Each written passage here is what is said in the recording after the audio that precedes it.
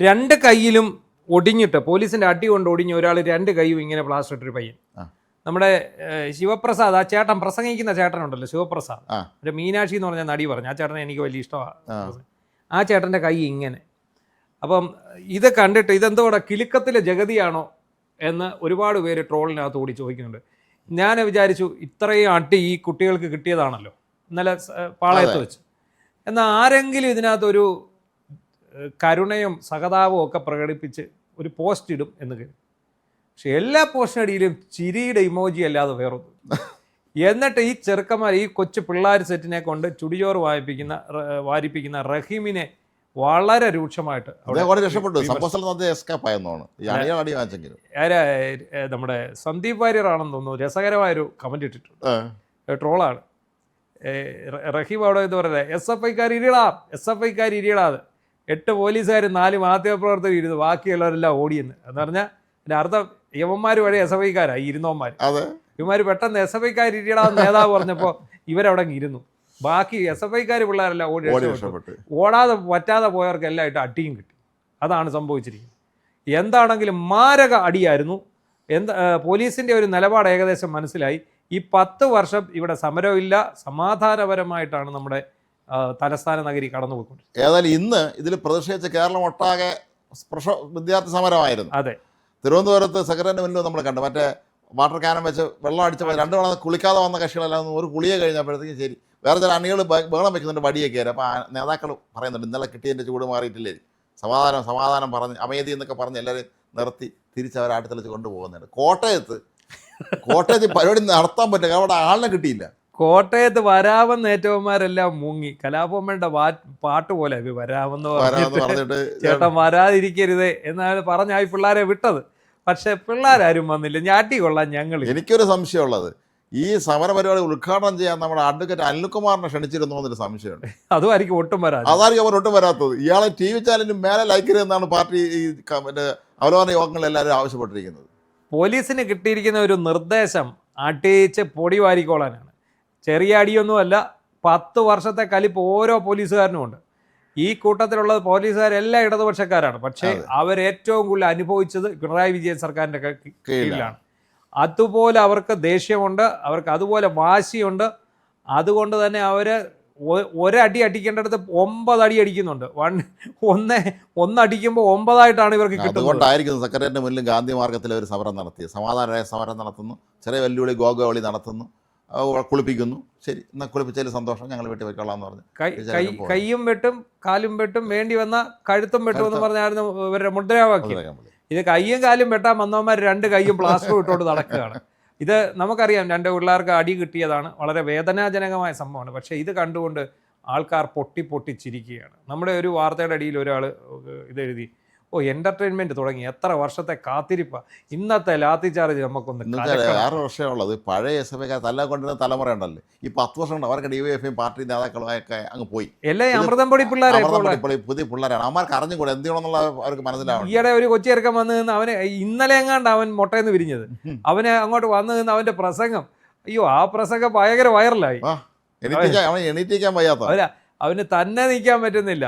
അവൻ്റെ ആ പ്രസംഗം അവന് ഏത് പാർട്ടി ക്ലാസ്സിലാണ് ഇവൻ പോയെന്നറിയില്ല. ചതുരവടിയിൽ ഈ പാർട്ടി ക്ലാസ്സിൽ സ്വരാജ് പ്രസംഗിക്കുന്നത്, എനിക്ക് സ്വരാജിന്റെ പ്രസംഗം കാണാൻ പഠിച്ചാന്ന് തോന്നുന്നു. സത്യാനന്തര കാലഘട്ടത്തിലെ കാര്യങ്ങളാണ് ഇപ്പോൾ പറയാറുള്ളത്. വേറെ കാര്യം ശ്രദ്ധിക്കാറുണ്ടോ, ഈ തെക്കൻ ജില്ലയിലുള്ള SFI DYFI നേതാക്കന്മാർ ഇപ്പോൾ സംസാരിക്കുന്നത് കണ്ണൂർ ഭാഷയിലാണ്. ഈ കണ്ണൂരിലെ ഈ നിപ്പുണ്ടല്ലോ, ഈ നിപ്പുള്ള ഭാഷയുണ്ടല്ലോ, ആ ഭാഷയാണ് ഇവരിപ്പോൾ സംസാരിക്കുന്നത് തിരുവനന്തപുരത്ത്. എന്തായാലും ഇവന്മാരെല്ലാം കോമാളികളായി മാറി എന്നുള്ള ദുരന്തമാണത്. കാരണം ഇത് SFI എന്ന് പറഞ്ഞാൽ ഒരു കാലത്ത് വിദ്യാർത്ഥി പ്രസ്ഥാനത്തെ ഏറ്റവും വിദ്യാർത്ഥികൾക്ക് വേണ്ടി പോരാടിയിട്ടുള്ള പ്രസ്ഥാനം തന്നെയാണ്. എത്രയോ നല്ല നേതാക്കന്മാരെ സമ്പന്നത. പക്ഷേ ഇന്ന് ലോകത്തെ എല്ലാ പ്രസ്ഥാനങ്ങൾക്കും സംഭവിക്കുമെന്ന് പറയും. ഒരു ഘട്ടം കഴിയുമ്പം ഇത് ബഫൂണുകളുടെ കയ്യിലേക്ക് എത്തുമെന്ന് പറയും. അതേ അവസ്ഥ ഇവിടെ സംഭവിച്ചു. ഒരു സംഘം കോമാളികളുടെ കയ്യിലേക്ക് എത്തി. ഈ CBSE പിള്ളേരെ ഇതിന് കിട്ടത്തില്ല. ഇപ്പം കൂടുതൽ CBSEക്കാർ പിള്ളേരാണല്ലോ ഉള്ളത്. അതെ. പിന്നെ ഉള്ളത് നമ്മുടെ എയ്ഡഡ് സ്കൂൾ, സർക്കാർ സ്കൂളിൽ പഠിക്കുന്ന കുട്ടികളെയാണ് വരുന്നത്. അലവുള്ള കോളേജുകളിൽ പഠിക്കുന്ന കുട്ടികളാണ് ഉള്ളത്. CBSE കഴിഞ്ഞു ഇവർ CBSE പഠിച്ചു വരുന്നവരെല്ലാം അവരവരുടെ കാര്യം നോക്കി, അവർ നല്ല നല്ല ഓപ്ഷൻ നോക്കി അവർ പോകും. ഇങ്ങനെ വരുന്നവന്മാരെല്ലാം ഇവിടെ വരുന്നു. പണ്ടൊക്കെ ആയിരുന്നു അടി കൊള്ളാൻ അവർ തയ്യാറായിരുന്നു. ഇപ്പം എന്ത് കാര്യത്തിന്? ഒന്നാമത്തെ കാര്യം അവർക്ക് മനസ്സിലായി, അവരുടെ പാർട്ടി പോലും ഇല്ലാതായിക്കൊണ്ടിരിക്കുകയാണ്. CPM ഒരു സുപ്രഭാതത്തിൽ CPM എന്ന് പറയുന്ന പാർട്ടി ഇല്ലാതായിക്കൊണ്ടിരിക്കുകയാണ്. അതിന് ഒരു സംശയവും വേണം. ഞങ്ങൾ പഠിക്കുന്ന സമയത്ത് ആർട്സ് കോളേജ്, യൂണിവേഴ്സിറ്റി കോളേജ്, സംസ്കൃത കോളേജ് ഇവിടെ നിന്നാണ് ഈ ലാത്തിച്ചാർത്തിനും അടി കൊള്ളാനും ഒക്കെ വിളിച്ചുകൊണ്ട് പോകുന്നത് പിള്ളേരെ. ചെന്നേ പറ്റുള്ളൂ, ചെന്നില്ലെങ്കിൽ അതിനുള്ള അടി വേറെ കിട്ടും. എല്ലായിടത്തും ഇടിമുറി ഉള്ളതുകൊണ്ട് എല്ലാവരും ഭയന്നൊക്കെ പോകും. പക്ഷേ അന്ന് വലിയ നേതാക്കന്മാരിൽ തല്ലുകൊണ്ടവരൊക്കെ പലരും പിന്നീട് അവർ എവിടെ പോയെന്ന് നമുക്ക് അറിഞ്ഞു. അന്ന് വലിയ നേതാക്കന്മാരെ നടന്ന ഇതേപോലെ ചതുരവടിയിൽ സംസാരം നടന്ന പലരും പിന്നീട് എവിടെ പോയി മറഞ്ഞു. ഈ അടി കൊള്ളാനും അക്രമം നടത്താനും ഒക്കെ പിള്ളേരെ കിട്ടും, നേതാക്കളാകാൻ ആളില്ല. CPM-ന്റെ ഏറ്റവും വലിയ പ്രശ്നം എന്താ? പിണറായി വിജയൻ കഴിഞ്ഞാൽ ഒരു നേതാവിനെ ചൂണ്ടിക്കാണിക്കാനുണ്ടോ? ഇല്ല, ഉള്ളവരെ ഒതുക്കി കളഞ്ഞല്ലോ. ഉള്ളവരെല്ലാവരും അയാൾ തന്നെ ഒതുക്കി. അയാളുടെ മരുമകനെ വളർത്താനും അയാൾക്ക് വളരാനും വേണ്ടി രണ്ടാം നിരയിലുള്ളവരെ എല്ലാം അയാൾ തന്നെ അടിച്ചമർത്തി. പിന്നെ ശൈലജയെ ഉള്ളവരെ ഒരു മൂലയ്ക്ക് ഒതുക്കി. അത് ജനകീയന്മാരായിട്ടുള്ള സുരേഷ് കുറുപ്പിനെ ഒക്കെ പോലുള്ള ആളിലൊക്കെ ചവിട്ടി ഒതുക്കി. എല്ലാവരെയും ഒതുക്കി. ആളൊക്കെ ഇഷ്ടമുള്ളവരാരെയും ഇവർ അംഗീകരിക്കില്ല. പാലളിവ് പൊതുകുട്ടി അങ്ങനെയുള്ള നല്ല അന്തസ്സുള്ള നല്ല മനുഷ്യരായ കമ്മ്യൂണിസ്റ്റുകാരുണ്ട്. ഈ കമ്മ്യൂണിസ്റ്റുകാരൻ മനുഷ്യനാവണം, എന്താണ് മനുഷ്യനാവണം എന്നൊക്കെയാണല്ലോ അവർ പറയുന്നത്. ഇത് മനുഷ്യല്ല, മൃഗമെന്ന് പറഞ്ഞാൽ പോലും യവന്മാരെ ഒന്നും വിശ്വസിക്കാൻ പറ്റില്ല. മനുഷ്യനാകണം എന്നീ പാട്ടും പാടിക്കൊണ്ട് കവികൾ അവര് കാണിക്കുന്ന മൃഗങ്ങളുടെ പരിപാടിയാണ്. അയ്യോ, ഭയങ്കര തമാശയാണ് കേട്ടോ. ഞാൻ ഇന്നലെ സെക്രട്ടറിൻ്റെ മുന്നിൽ കൂടെ AR സെറ്റ് അവിടെ ഇതിൻ്റെ സുഹൃത്തിനെ കാണാൻ പോകുമ്പോൾ സെക്രട്ടറി വലിയ ഉന്തും തള്ളുവാണ്, ആൾക്കൂട്ടമാണ്. പല സംസ്കാര നായന്മാർ കടന്നുകൊണ്ട് ഈ ജൂബയൊക്കെ ഇട്ട മുടിയൊക്കെ വളർത്തിയ ആളുണ്ടല്ലോ, ഇടത് സൈദ്ധാന്തികന്മാർ ലക്ഷണമുള്ള ആരെന്നൊന്നും എനിക്കറിയില്ല. എല്ലാവരും ആഞ്ഞു പിടിച്ച് നടക്കുകയാണ് സെക്രട്ടറിൻ്റെ ഉള്ളിലോട്ട്. ഈ അക്കാഡമികളിൽ കൊഴുവരുമല്ലേ സാധനം. കോൺഗ്രസിൽ ഇത്തരത്തിലുള്ള ബുദ്ധികളുടെ എണ്ണം കുറവായത് ഇനി പതുക്കെ ഇവിടുന്ന് ചുവട് മാറ്റി അങ്ങോട്ട് വെച്ച് പിടിച്ച് ചരിത്ര അക്കാഡമി. അപ്പോൾ എൻ്റെ ഒരു സുഹൃത്ത് പറഞ്ഞ് അവിടുത്തെ ഒരു മിനിസ്ട്രി അവിടെ ചെന്നപ്പോൾ വേറൊരാൾ വന്ന് നിൽക്കുകയാണെന്ന് പറഞ്ഞൊരു സിനിമ സമുദായം വന്ന് നിൽക്കുകയാണ്. അദ്ദേഹം ഒരു പ്രമുഖ മാധ്യമപ്രവർത്തനം കൂട്ടിയാണ് വന്നിരിക്കണമെന്ന് പറഞ്ഞു. ഒരു സ്ഥാപനത്തിൻ്റെ ചെയർമാൻ ആവണം, ഒരു സാംസ്കാരിക സ്ഥാപനത്തിൻ്റെ റെഡിയാണ്. ഒരു കൂടെ വന്ന ചില്ലറക്കാരനല്ല, അയാളുടെ വമ്പനാണ് കൊണ്ടുവന്നിരിക്കുന്നത്. ഇയാൾ കളത്തിലിറക്കി ചെയർമാൻ സ്ഥാനം നേടണം. അതിനുവേണ്ടി ഇവനൊക്കെ എന്താണ് ഇതിനുള്ള കഴിവെന്ന് ആർക്കും അറിഞ്ഞുകൂടെ. പക്ഷേ ഇറങ്ങി പുറപ്പെട്ട് കഴിഞ്ഞു. തിരുവനന്തപുരം മുഴുവൻ ഇപ്പോൾ ഈ സാംസ്കാരിക തീർത്ഥാടനക്കാരാണുള്ളത്. ഇവന്മാർ മെനിഞ്ഞാന്ന് വരെയും ഈ പിണറായിക്ക് വേണ്ടി സ്തുതിപാടും പാട്ടെഴുതി കൊടുത്തുകൊണ്ടിരുന്ന കക്ഷികളാണ്.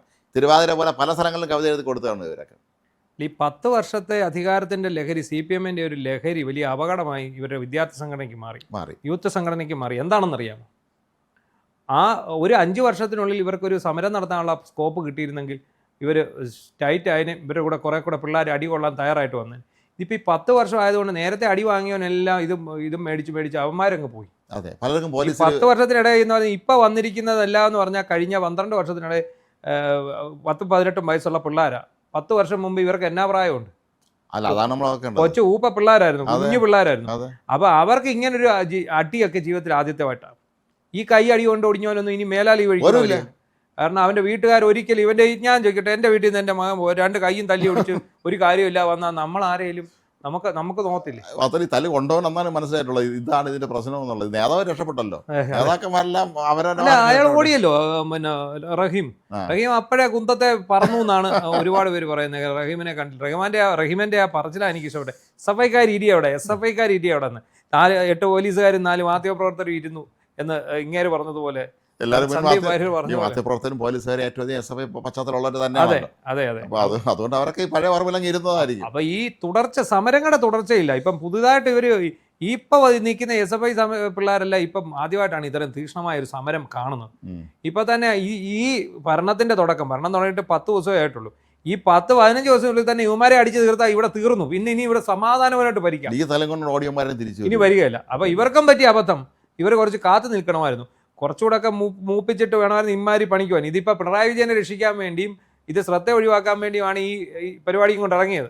ഇവിടെ ഉദ്ഘാടനം ചെയ്യാൻ വന്നതിൻ്റെയൊക്കെ മക്കൾ പഠിക്കുന്ന സ്കൂൾ അന്വേഷിക്കണം. മിക്കവാറും കേന്ദ്രീയ വിദ്യാലയത്തിലായിരിക്കും, അതല്ലെങ്കിൽ സ്വകാര്യ സ്കൂൾ, വൻകിട 5 സ്റ്റാർ സ്കൂൾ എന്ന് പറയുന്ന സ്കൂളുകാരും എല്ലാം മക്കൾ പഠിക്കുന്നത്. അത് സാധാരണ പാവപ്പെട്ട മക്കൾ പഠിക്കുന്ന സർക്കാർ സ്കൂളിൽ നിന്നാണ് ഈ പിള്ളേരെ വിളിച്ചുകൊണ്ട് ഈ തല്ലുകൊള്ളാൻ വേണ്ടി കൈയും കാലം തല്ലി ഓടിക്കാൻ വേണ്ടി നിർത്തി കൊടുക്കുന്നത്.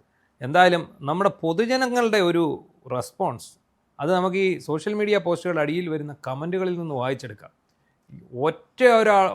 ഒന്നല്ല ഒരാൾ പോലും ഇവരെ സപ്പോർട്ട് ചെയ്യുന്നില്ല. കൃത്യമായിട്ട് അട്ടി കൊണ്ടവന്മാരുടെ എല്ലാം രൂപത്തെ ട്രോളുന്നു. അട്ടി വാങ്ങിച്ചവന്മാരോട് ഇനി മേലാൽ ഈ പണിക്ക് ഇറങ്ങരുതെന്ന് പറയുന്നു. എന്നിട്ട് ഏറ്റവും കൂടുതൽ ആൾക്കാർ പറയുന്നതെന്നറിയോ, പോലീസ് ഇത്രയൊന്നും കൊടുത്താൽ പോരാ, ഇവൻ്റെയൊക്കെ കാലൂടെ അടിച്ചോടിച്ചോടി ഇനി മേലിൽ ഇവന്മാർ ഈ പണിക്ക് വരരുത്. കാരണം ജനം മടുത്തിരിക്കുക. 10 വർഷമായിട്ട് ജനം മടുത്തു. സകല മേഖലയിലും പോലീസും മടുത്തു, ഈ നാട്ടിലെ വിദ്യാർത്ഥികളും അടുത്തു, അധ്യാപകരും അടുത്തു. ഇനി ഒരുപക്ഷെ നാളെ പോലീസ് അല്ലെങ്കിൽ നാട്ടുകാർ ഇറങ്ങി അന്നേരമാണ് ഗുളുഗുളു SFI എന്ന് പറഞ്ഞ. എന്തായാലും ഒരു കാര്യത്തിൽ വലിയ സന്തോഷമുണ്ട്.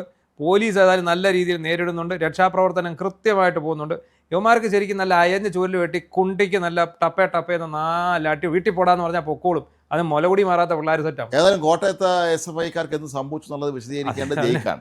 ജയിക്ക് പറയണോ അത്? അതിനെക്കുറിച്ച് പാർട്ടി അന്വേഷണ കമ്മീഷൻ നിയോഗിക്കണം. ജയിക്കോ ഈ അനിൽകുമാറെ പ്രസംഗിക്കാനുണ്ടെന്ന് അറിഞ്ഞുകൊണ്ടാണ് ഇവരെല്ലാം ഓടി രക്ഷപ്പെട്ടതെന്നുള്ള അല്ല, അവര് ക്യാമ്പിന് പോയിരിക്കുക. ഇനിയും ക്യാമ്പിന് പോയതാണോ പാറേപ്പള്ളി ധ്യാനം കൂടാൻ പോയതാണോ അതാണ് നമുക്ക് അറിയേണ്ടത്. എന്താണെങ്കിലും വളരെ നല്ല നീക്കമാണ് പോലീസിന്റെ ഭാഗത്തുനിന്ന്.